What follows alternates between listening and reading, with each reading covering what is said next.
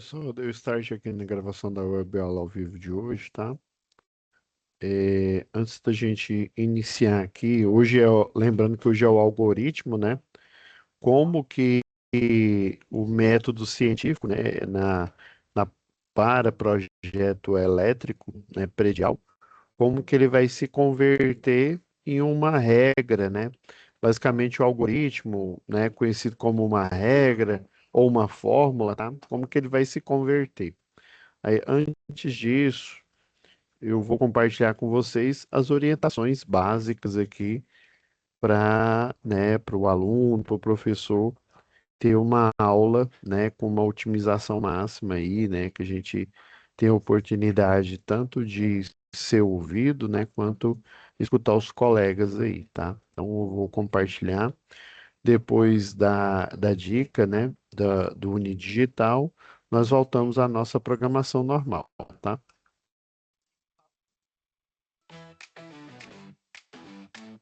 Como aproveitar melhor sua web aula via Teams?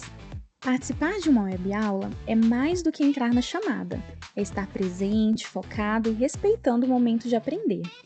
Vamos às dicas? Escolha um lugar tranquilo, bem iluminado e sem barulhos. Isso ajuda você e toda a turma a manter o foco na aula. Entre na sala alguns minutos antes do horário. Assim você consegue testar a internet, o áudio e começar a aula com calma. Sempre que possível, mantenha a câmera ligada. Isso mostra envolvimento.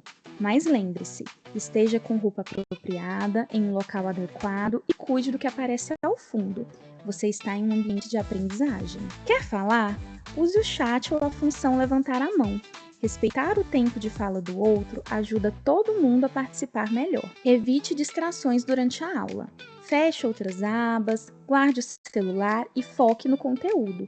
Esse é o seu momento de aprender. Em caso de dúvidas sobre o conteúdo, fale com seu tutor ou tutora. Para dúvidas sobre acesso ou uso da plataforma, procure um monitor. Use o AVA, ele é o seu canal direto com a equipe. Você faz parte da aula e a gente está aqui para ajudar você a aproveitar o melhor dela.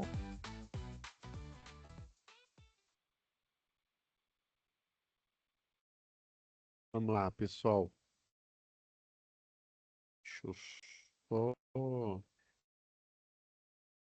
compartilhar a tela aqui com vocês.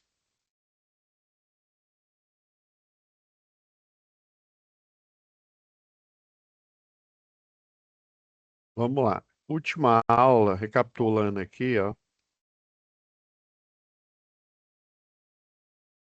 Eu expliquei, né, como que surgiu NBR 5410, né? E, né, a partir dessa informação, né, vocês, para a atividade um, vocês vão precisar de uma arquitetura. Então, tem duas opções, né, que eu mostrei na aula passada. Vamos lá. Tem a planta um, que é o que a gente vai utilizar.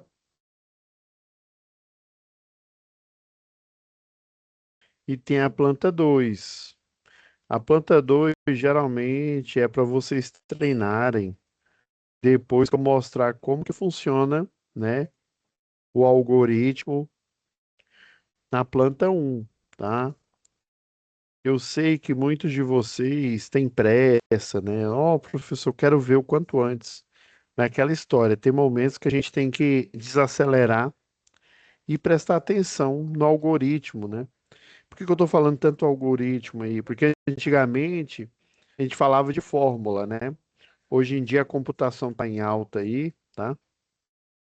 E no final das contas, um algoritmo é, é igual ao que a gente tem lá na matemática, na física, que a gente conhece como fórmula.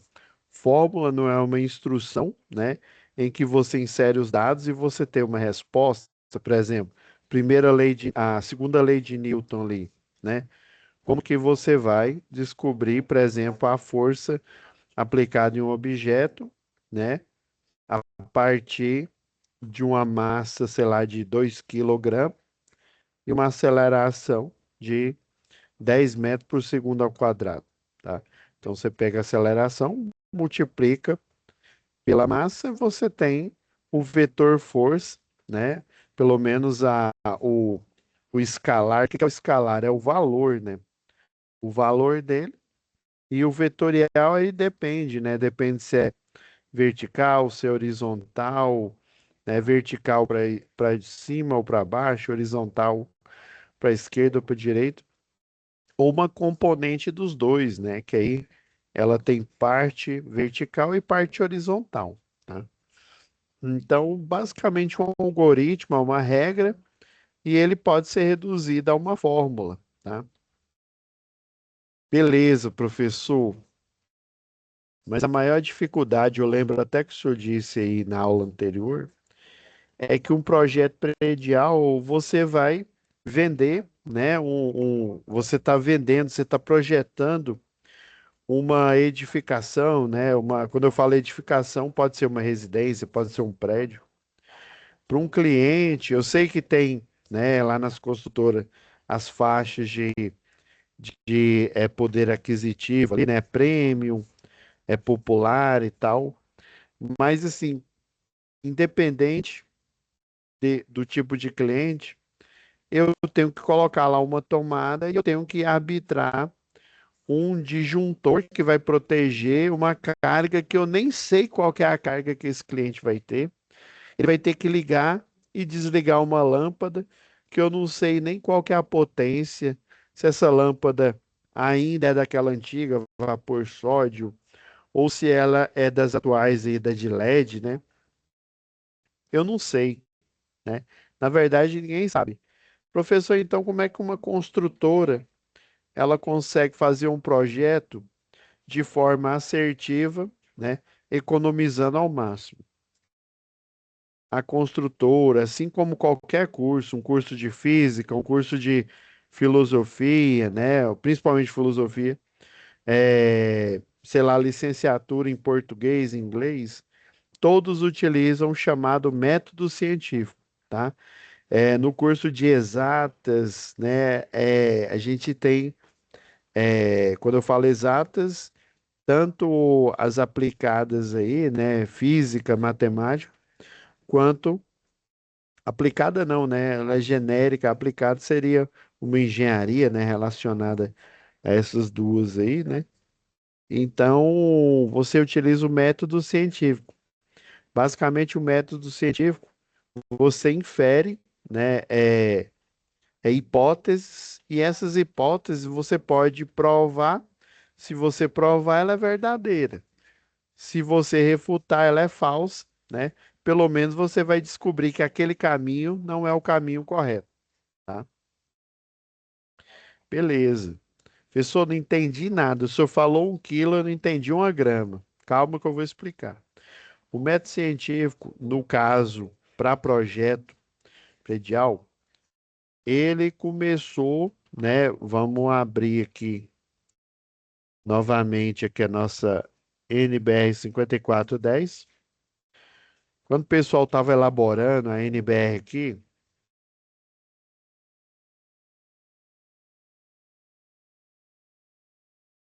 quando da elaboração dela, por exemplo, vou pegar aqui uma tabela, acho que, sei lá, 44. Coloquei 40, eu tinha que ter colocado tabela, né? Tabela. Tabela 44, ó, fatores de agrupamento para linha e cabos diretamente enterrados. 43, ó, vou pegar aqui. 43, fatores de correção aplicado a agrupamentos, né, consistindo em mais de uma camada de condutores, métodos de referência. Então você tem várias tabelas aqui. Você sabia que, na verdade, uma tabela é o resultado de um cálculo? Só que você vai estimando valores e você vai criando os valores que são apresentados nessa tabela, né? O método científico, o método de você expressar, né? O jeito de você expressar, por exemplo, deixa eu pegar aqui uma tabela mais fácil aqui, ó.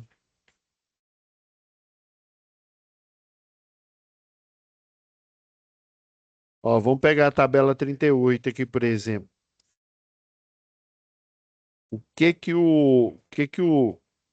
O pesquisador fez quando ele estava elaborando a 5410?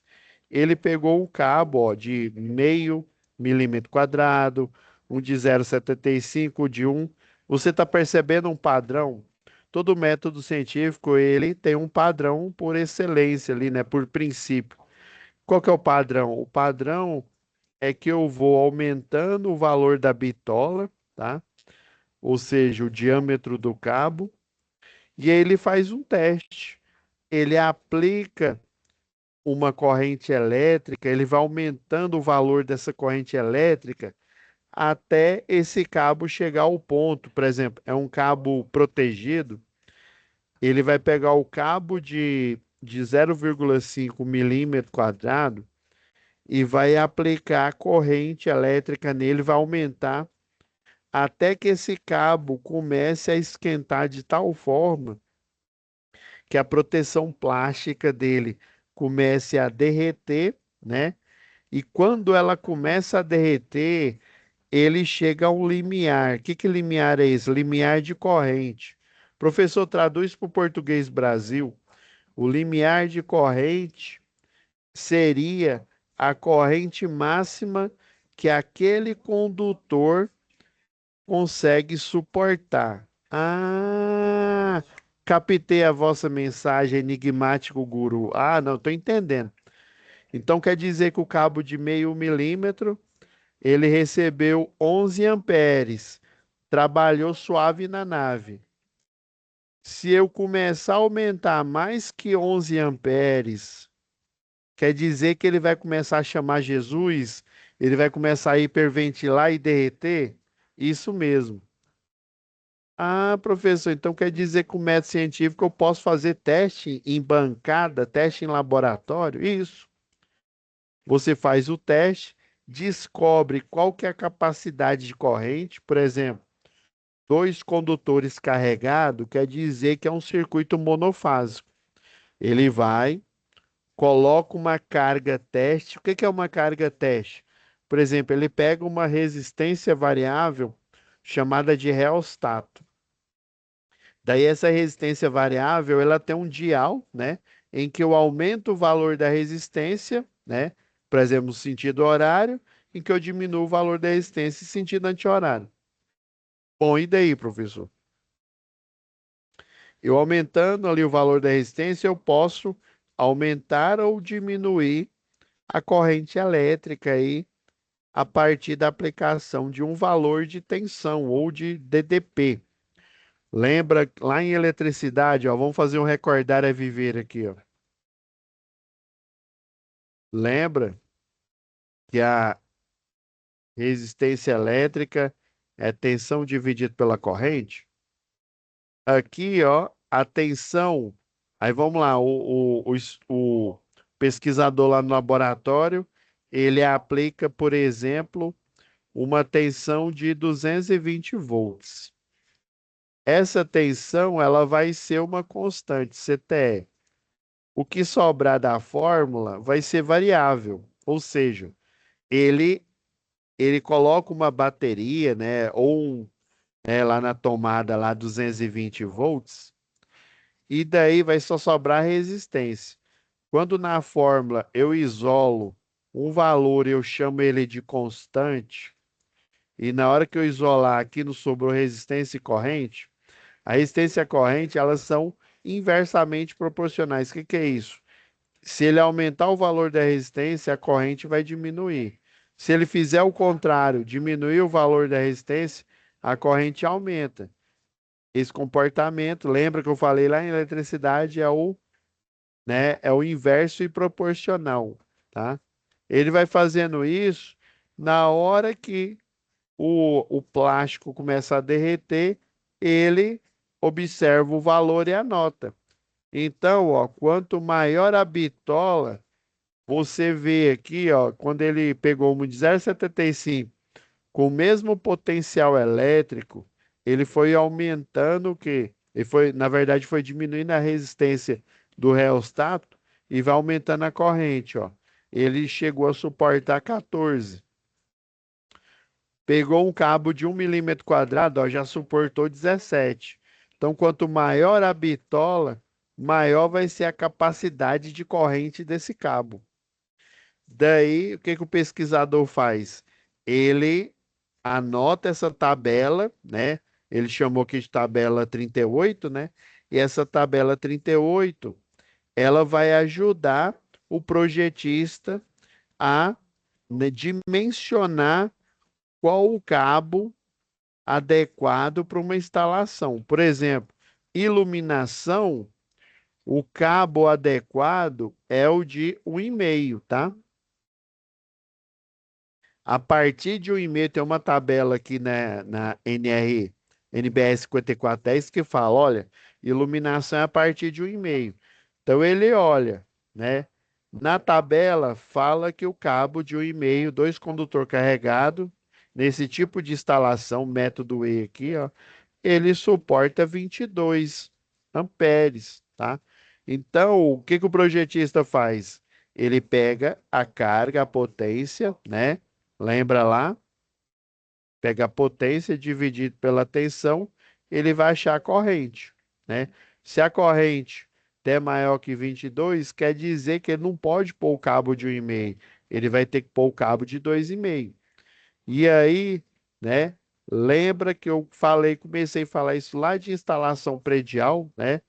Se a corrente, por exemplo, deu 20 amperes, a corrente máxima, vamos supor que foi 4.400 watts, dividido por 220 volts. Deu uma corrente de 20 amperes. O disjuntor a seco vai ser quem? Um disjuntor 5 amperes maior do que a corrente máxima.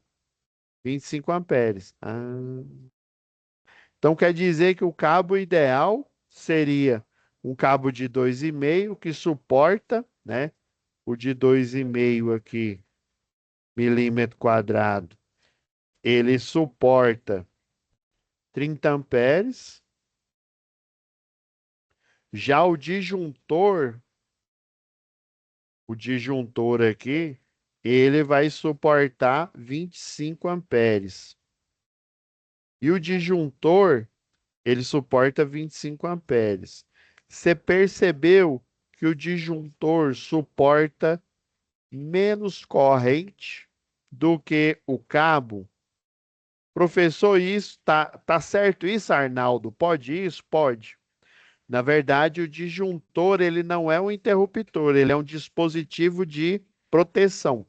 Você pode utilizar ele para você manobrar. Manobrar é você desligar ou ligar, tá? É a linguagem técnica, tá? Então você pode utilizar ele para manobrar igual um interruptor de luz. Só que o disjuntor ele não foi projetado para isso. Ele foi projetado, ele é um relé. Ele é um relé de sobrecarga e ele é um relé termomagnético. Quer dizer que quando eu tiver uma corrente acima, né, ele vai desarmar. Ah, aí é por isso que o disjuntor tem que ter uma corrente máxima menor do que a corrente máxima que o cabo protege, porque o disjuntor ele está protegendo o cabo. Se ele protege o cabo, consequentemente ele protege o circuito inteiro, tá? E aí o disjuntor, por sua vez, ele tem que ter uma corrente maior do que a corrente de projeto. Por quê? Porque se eu colocar o disjuntor com a corrente máxima igual à corrente de projeto, o que que vai acontecer? Quando eu colocar esse equipamento na corrente máxima, ele vai desarmar, e eu não quero que isso aconteça. Então, a corrente de projeto vai ser a menor, tá? Então, a corrente de projeto, ela é menor do que a corrente do disjuntor, que vai ser menor do que a corrente do cabo, tá? Corrente de projeto deu 20 amperes, corrente do disjuntor 25 amperes e a corrente que o condutor suporta é 30 amperes. Tem que ser assim. Porque a corrente do projeto sendo a menor, você concorda que o equipamento ele vai ser utilizado na sua máxima potência, tá? E o disjuntor, se ele extrapolar a máxima potência, quer dizer que eu estou colocando esse circuito em sobrecarga. Então, o disjuntor vai desarmar antes do cabo começar a derreter.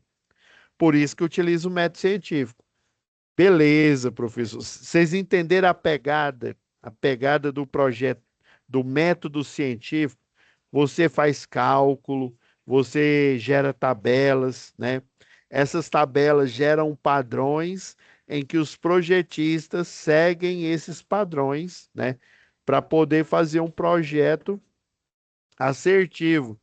Imagina, para eu fazer um projeto assertivo para esse equipamento de 4.400, o disjuntor tem que ser de 25 amperes e a capacidade do cabo tem que ser de 30, que é o de 2,5, que a gente olhou na tabela.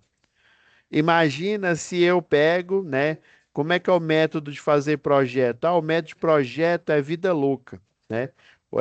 Vida louca quer dizer o quê? Ah, eu vou escolher um disjuntor qualquer aí. Eu vou pôr um disjuntor, sei lá, de 16 amperes, né? 16 amperes. O que que vai acontecer? Na hora que eu ligar esse equipamento na potência máxima, que vai dar 20 amperes, o disjuntor já vai desligar. E aí ele vai falar, olha, o dono da edificação que comprou o imóvel vai falar: olha, essa construtora parece que ela não tem eletrotécnico, parece que ela não tem engenheiro, só tem Zé Pica-Fio nela. E realmente, se o projeto foi feito ao Deus dará na loucura, é o que acontece. Acontece só erro e reclamação. Por isso que lá em instalação predial, né, na verdade, é lá em leitura e interpretação de desenho, pergunta se, né, qual que é o impacto, né, de você cometer erros, né, de você fazer projeto de forma descuidada. Agora vamos falar de dimensionamento. Isso tudo foi pano de fundo.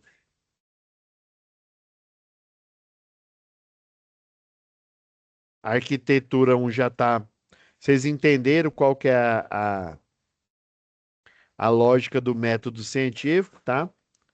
E aí, lembrando que a arquitetura 2 vocês vão utilizar só para treinar, depois que eu mostrar o método aqui, né? Vamos começar com iluminação, tá bom? Então, vou até apagar aqui, ó, esse rascunho que eu fiz no projeto, que a gente vai precisar muito dele aqui.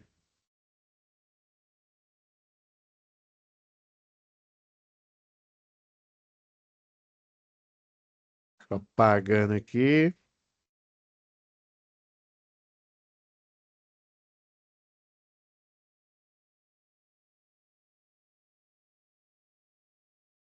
Beleza, ó, apaguei. Agora, lembrando lá da SAP, que você tem que fazer um estudo da planta. A planta está aqui, né? A planta baixa. Fazer o estudo dela. Deixa eu até colocar de lado aqui, ó. Você tem que fazer um estudo dela e aí você se colocar no lugar do projetista e dimensionar a iluminação, tá? Pessoal, como é que eu vou fazer? Eu vou só desenhar uma bolinha aqui, dizer que é iluminação e, e eu vou arbitrar, ou seja, vou tirar da minha cabeça, eu vou colocar uma lâmpada de, sei lá, 40 watts. Não, não é assim. Isso não é projeto, isso é achismo. Você está tentando adivinhar. Isso não tem nada a ver com método científico. Pessoal, então como é que funcionaria o método científico? Lá na NBR 5410, ela já está aberta aqui, ó. Na NBR 5410, existe um critério. Eu colhi ele aqui, que se eu for procurar ele, a gente não vai achar de forma rápida aqui.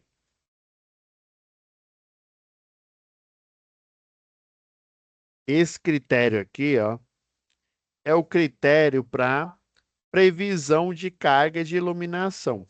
Esse critério aqui, que é baseado em método científico, ele prevê a potência e a quantidade de cargas, ou seja, de luminária, né? Quando eu falo carga, é um equipamento que consome energia elétrica. Como é iluminação, então é uma luminária que vai consumir né, uma potência ali.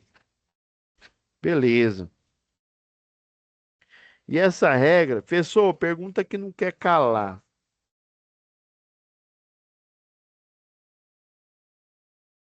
Pergunta que não quer calar, professor. Porque cargas d'água, eu estou vendo aqui que essa regra, ela fala de área menor ou igual a 6 metros quadrados. Por que que ela é assim? O cara inventou? Não. É o seguinte, lembra que eu falei que a NBR, ela é um Ctrl+C, Ctrl+V de uma norma internacional. Vocês sabem da onde que veio. Veio um compilado lá do I3E, que é uma organização governamental, né? Que ela faz a curadoria e a guarda de todo o trabalho científico que foi feito desde o início, desde quando iniciou, né, vamos dizer assim, um estudo de nível superior nas faculdades lá dos Estados Unidos, Universidade da Califórnia, Universidade lá de Massachusetts, né, MIT, toda e qualquer universidade lá dos Estados Unidos. Então, os centros acadêmicos, né, eles se juntaram ali. Aí, para cada trabalho, lembra que eu falei lá em instalação predial, para cada trabalho, eu tenho um projeto final de curso, um artigo, né?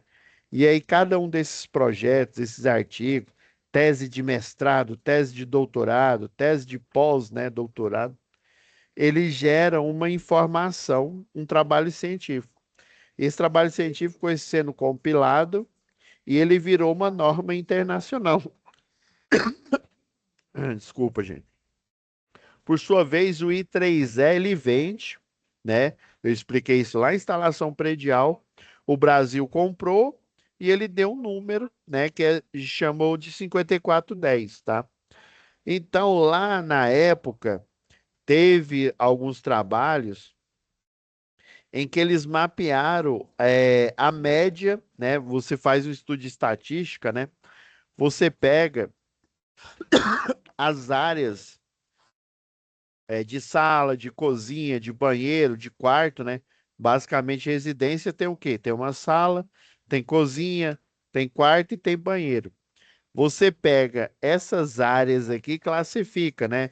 Como sala, como quarto, como cozinha.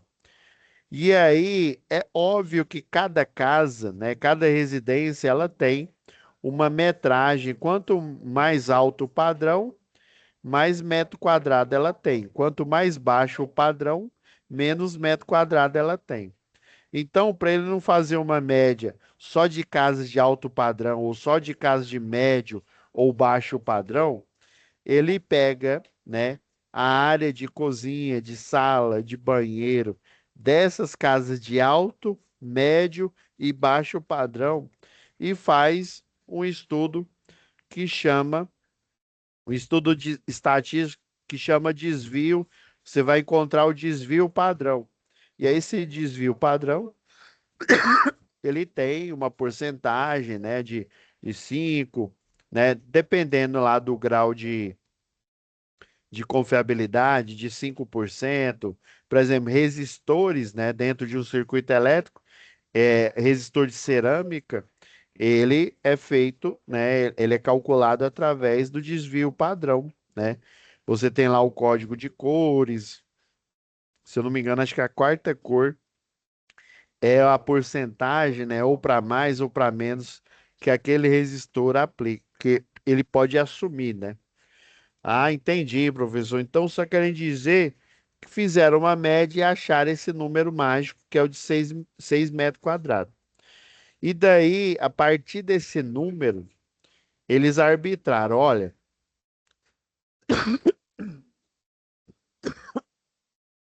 toda edificação que tiver uma área menor ou igual a 6 metros quadrados, eu vou colocar uma carga mínima de 100 volt-ampere. Lembrando que o 100 volt-ampere ele é o quê?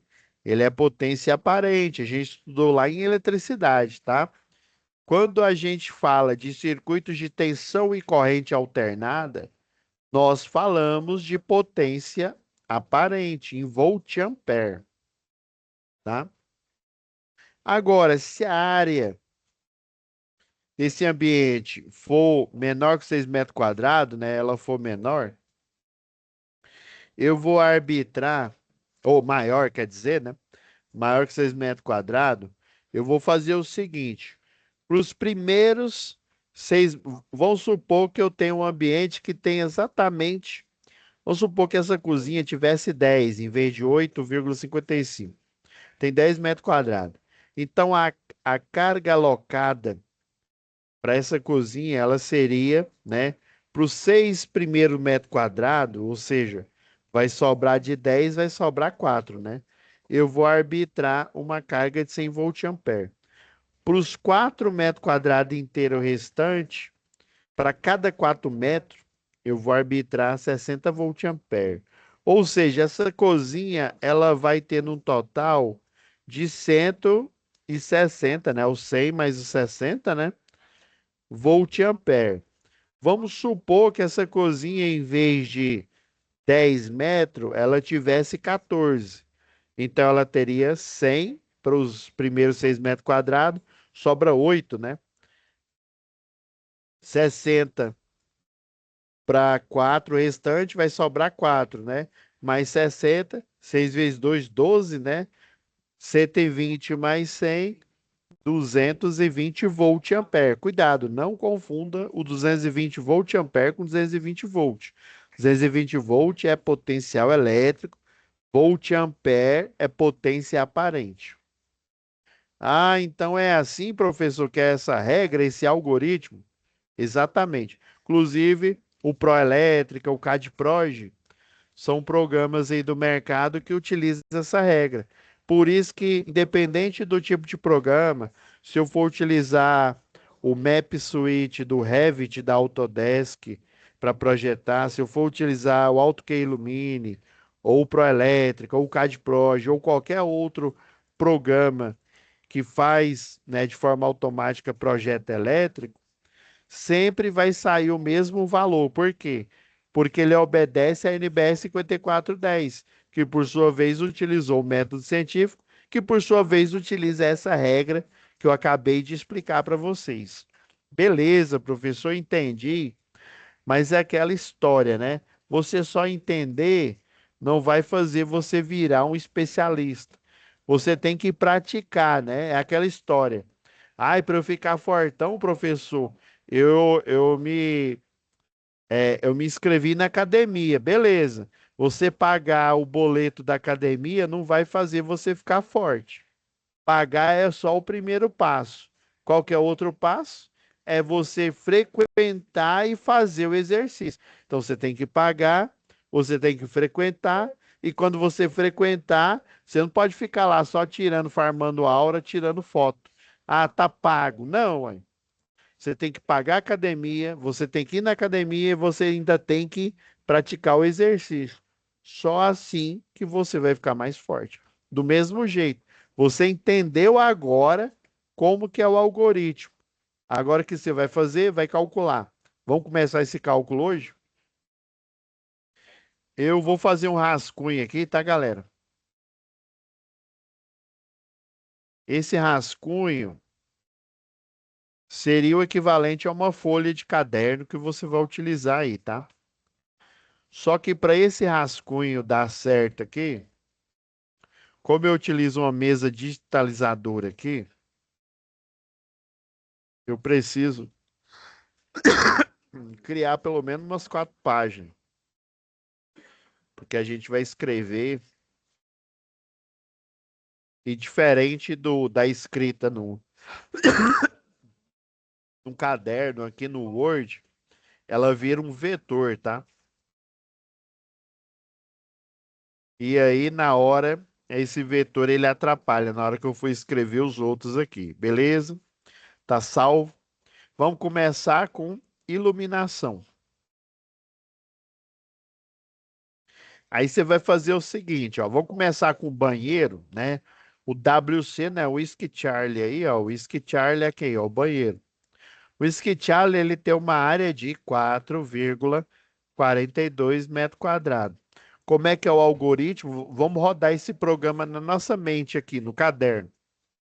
Vai, peraí, a área ela é menor que 6 metros quadrados. O que que fala lá?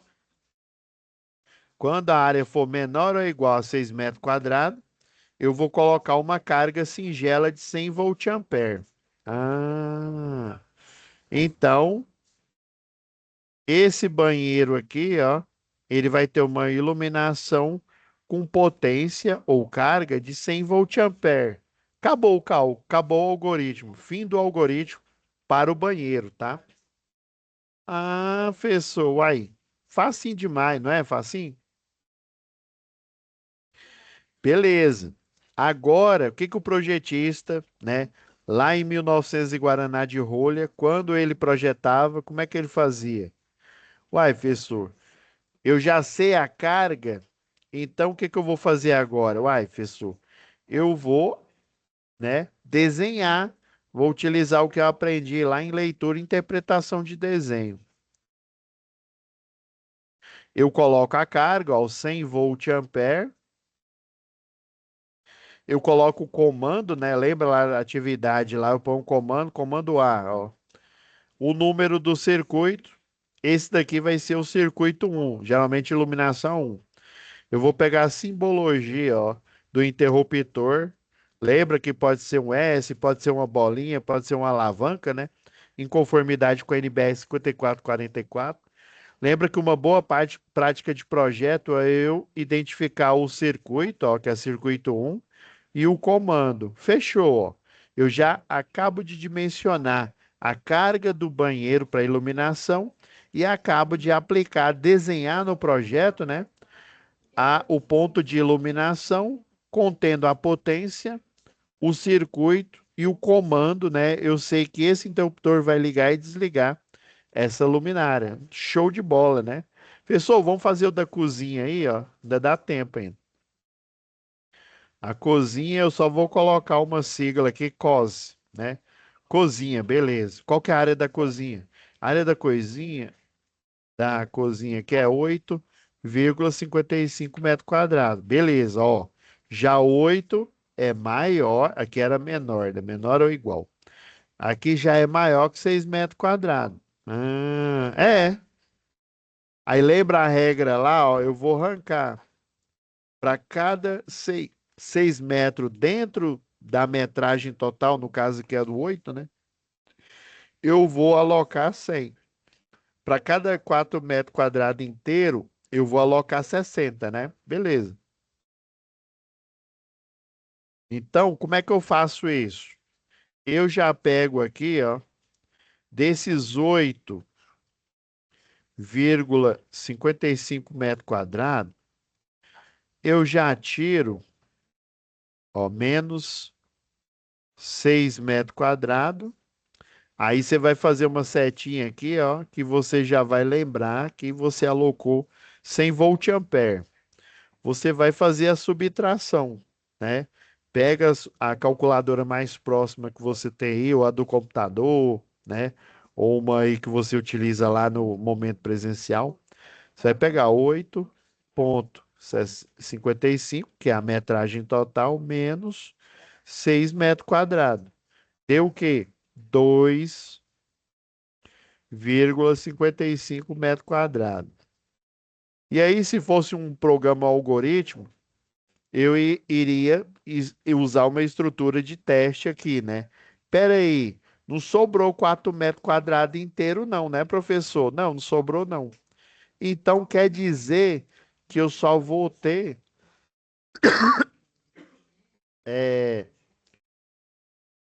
100 volt-ampere para a cozinha, é, professor? É isso, Arnaldo? Pode isso? Isso mesmo. Ah, peraí, se fosse 10, eu teria 160, né? Ah, agora eu entendi. Se sobrar a cada 4 metros quadrados inteiro que sobrar, eu vou colocando 60, vou adicionando 60. Isso mesmo. Ah, então quer dizer que no frigir dos ovos, professor, a carga da cozinha de iluminação ficou igual à do banheiro, sim. Professor, deixa eu só perguntar um negócio aí. O projetista, por um acaso, ele poderia colocar mais lâmpada aí, se ele quisesse, mais potência? Pode. Inclusive, ele pode pegar essa potência que ele alocou e dividir em várias lâmpadas aqui, tá? Eu estou fazendo só um ponto de força, eu poderia colocar, por exemplo, nessa cozinha, 2 de 50 volt-ampere. Eu poderia colocar 4 de 25 que vai dar o 100, tá? Inclusive, esse algoritmo eu esqueci de mencionar. Foi bom você ter perguntado. Esqueci de mencionar que é a carga mínima, sendo que se é o mínimo, eu posso acrescentar.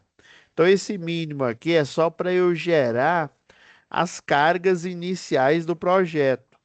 Se, por exemplo, for um projeto de alto padrão e requerer, né? Se o projetista requerer mais, eu posso colocar mais. Mas pelo menos eu tenho que colocar essa carga.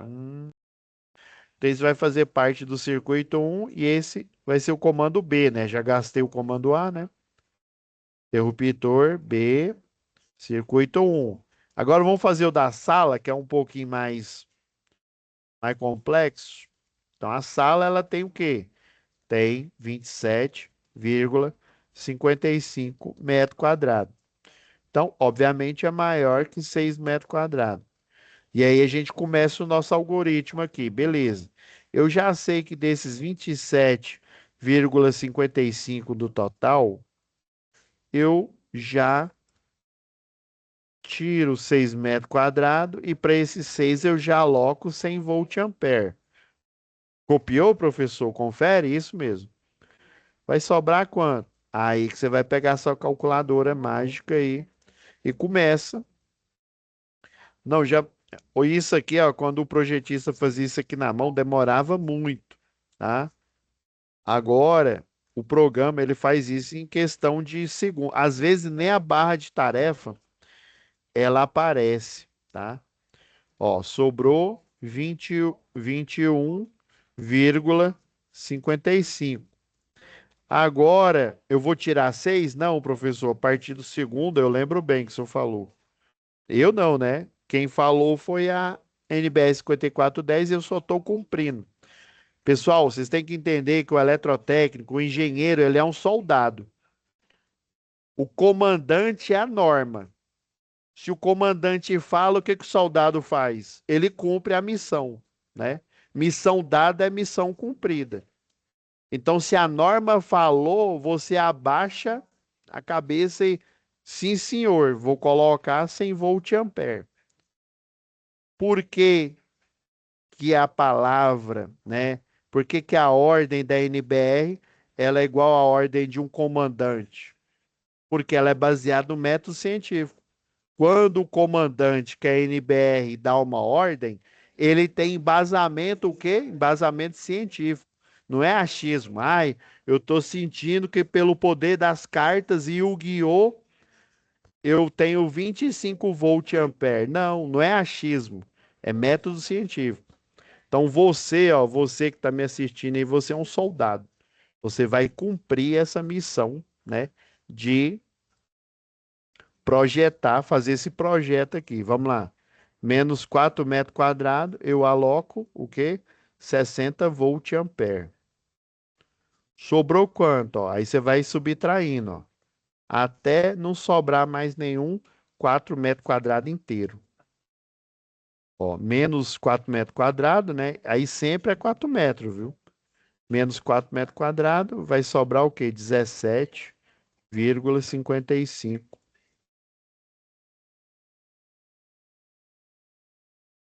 Menos 4, ó.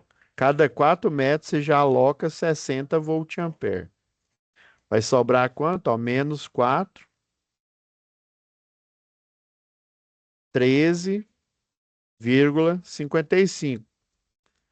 Menos, ó, 13,55 metro quadrado menos 4, já aloca aí, ó, mais 60 volt-ampere. Vai sobrar quanto? Ó, menos 4. Sobrou 9,55. Já estamos acabando aqui, galera.